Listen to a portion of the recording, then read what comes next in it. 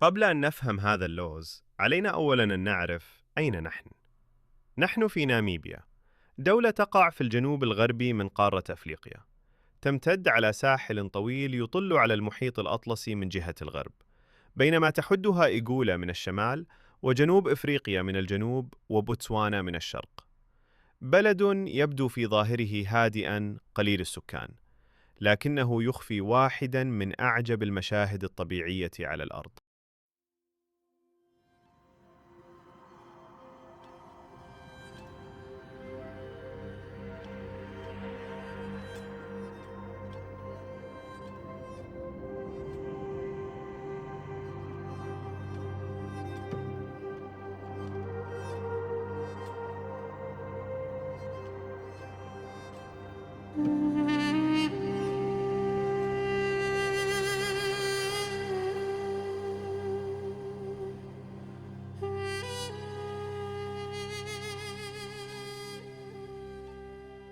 هنا حيث تسيطر الطبيعة القاسية، تغطي الصحارى مساحات شاسعة من البلاد، لكن الصحراء التي نحن بصددها ليست كأي صحراء. على امتداد الساحل الغربي لناميبيا تمتد واحدة من أقدم الصحارى في العالم، صحراء ناميب.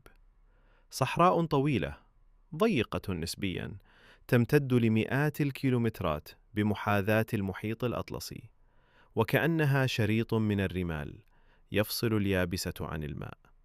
في بعض المناطق لا يفصل بين الأمواج والكثبان الرملية سوى بضعة أمتار فقط. مشهد يبدو غير منطقي، صحراء تلامس المحيط مباشرة، لكن رغم هذا القرب لا تنتقل الحياة من الماء إلى الرمال. وهنا يبدأ اللغز الحقيقي.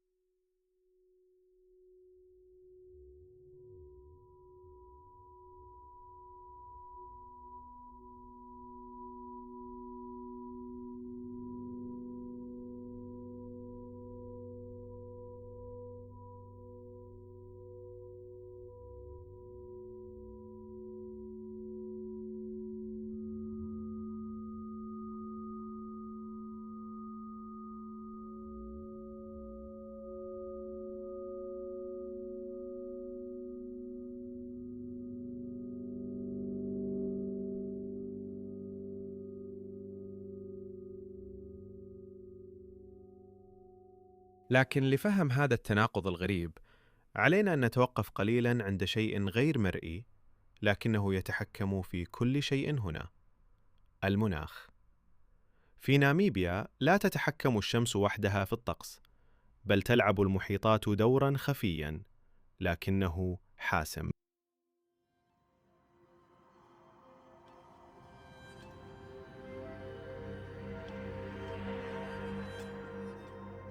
في هذا المكان القاسي تعلمت الكائنات أن تعيش بطريقة لا تصدق. خنافس صغيرة تقف على رؤوسها في مواجهة الرياح لتجمع قطرات الماء من الضباب وتشرب. نباتات لا تمتد جذورها عميقا، بل تلتقط الرطوبة من الهواء. بل إن بعض الكائنات لا تشرب الماء أبدا، تستخرجه من داخل أجسام فرائسها. هنا الحياة لا تعتمد على المطر، بل على الذكاء.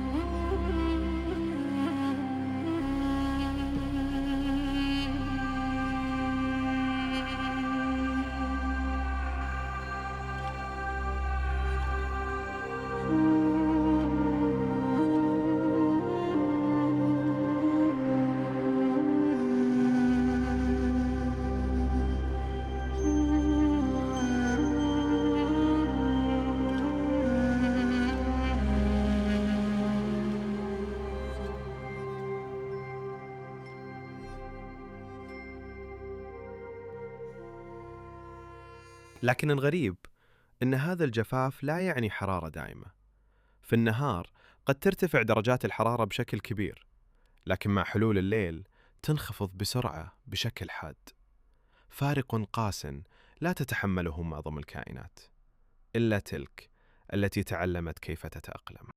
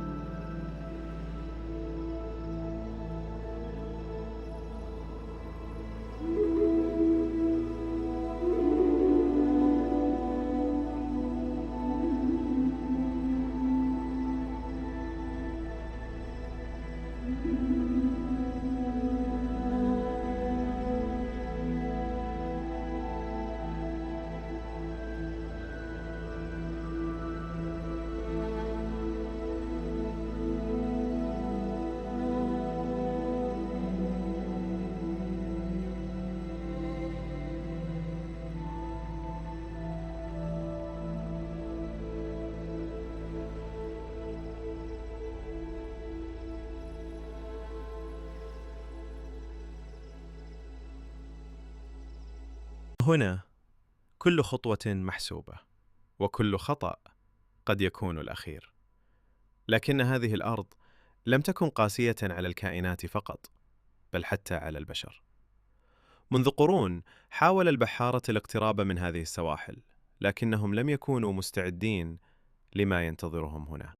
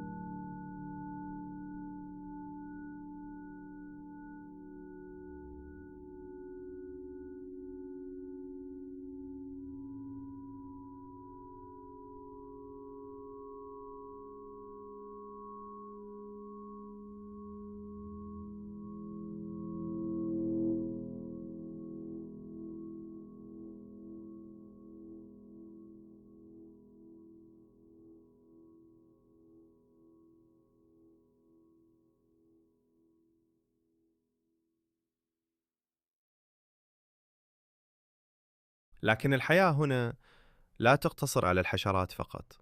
في صحراء ناميب تعيش كائنات تبدو وكأنها جاءت من عالم آخر. سحالي صغيرة تخرج في الصباح الباكر لتتفادى حرارة الرمال القاتلة، وثعابين تتحرك بطريقة جانبية غريبة تعرف بالحركة الانزلاقية لتقلل احتكاك أجسامها بالرمال الساخنة. بل وحتى بعض الحيوانات الأكبر تعتمد على مسافات هائلة بحثاً عن الغذاء والماء.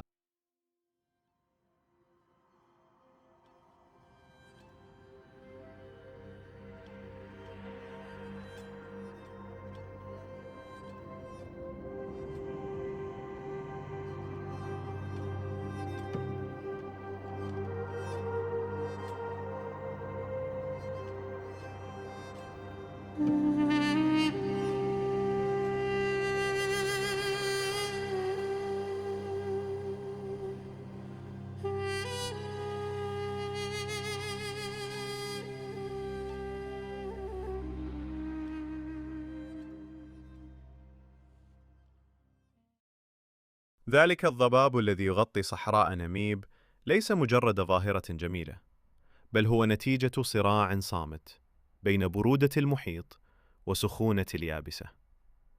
حين يلتقي الهواء البارد القادم من المحيط الأطلسي مع حرارة الصحراء، يتكثف بخار الماء ويتحول إلى هذا الضباب الكثيف.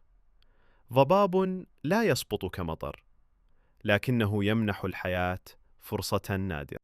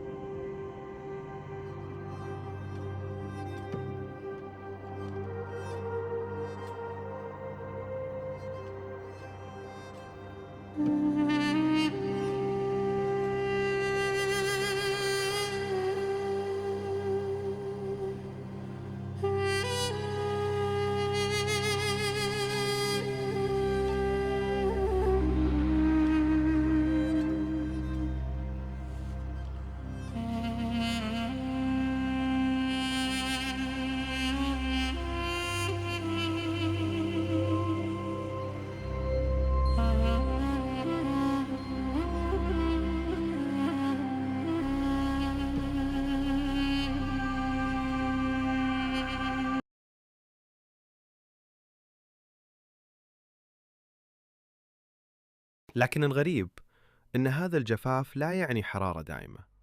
في النهار قد ترتفع درجات الحرارة بشكل كبير، لكن مع حلول الليل تنخفض بسرعة بشكل حاد. فارق قاس لا تتحمله معظم الكائنات إلا تلك التي تعلمت كيف تتأقلم.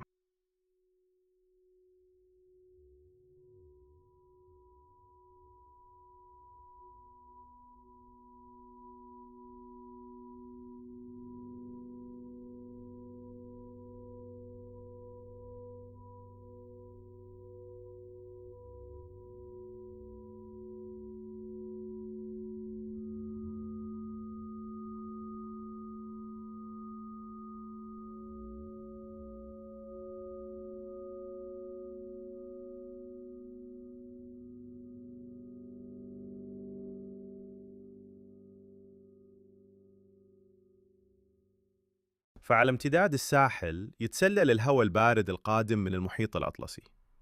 هذا الهواء ما يحمل الرطوبة الكافية ولا يسمح بتكون السحب، وكأن السماء هنا أغلقت أبوابها.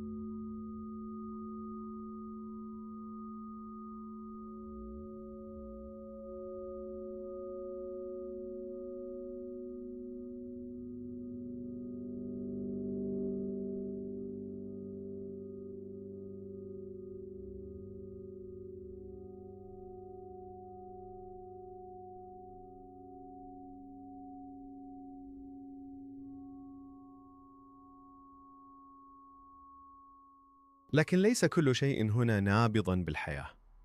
على طول الساحل تمتد منطقة غامضة تعرف باسم ساحل الهياكل، ساحل مليء بحطام السفن والعظام التي تركتها الكائنات خلفها. الضباب الكثيف والأمواج العنيفة جعل من هذا المكان فخاً قاتلاً، حتى البحارة لم يتمكنوا من النجاة منه.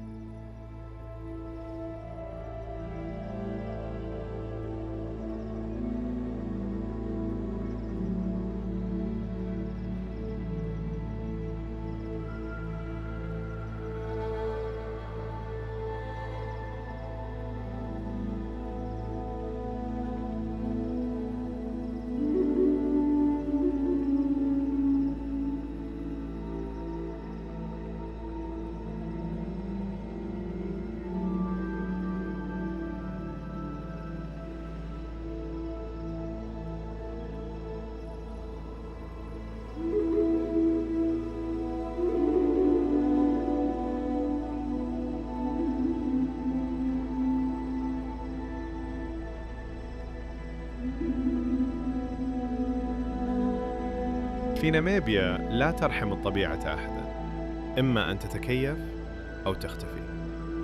كل كائن هنا يحمل قصة صراع، ليس من أجل القوة بل من أجل البقاء. في النهاية قد يبدو هذا المكان قاسياً بلا رحمة، لكنه يحمل درساً عميقاً.